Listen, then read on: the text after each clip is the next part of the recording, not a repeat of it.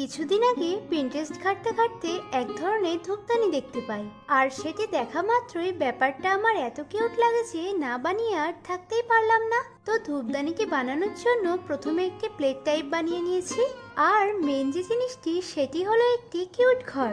মনে আছে ছোটবেলায় পাহাড়ের কোলে যে ছোট্ট ছোট্ট ঘরগুলি আঁকতাম, এটাও দেখতে একদমই ওরকম, যার চিমনি দিয়ে ধোঁয়া বেরোতো। আর সত্যি বলতে আমিও ওয়েট করছিলাম কখন এটি কমপ্লিট হবে এন্ড এর ফাইনাল লুকটি দেখব। আচ্ছা, এই ঘরটি দেখে কাদের কাদের ছোটবেলার কথা মনে পড়ছে জানিও। আর দেখো, কথা বলতে বলতে আমার কাজটিও প্রায় কমপ্লিট।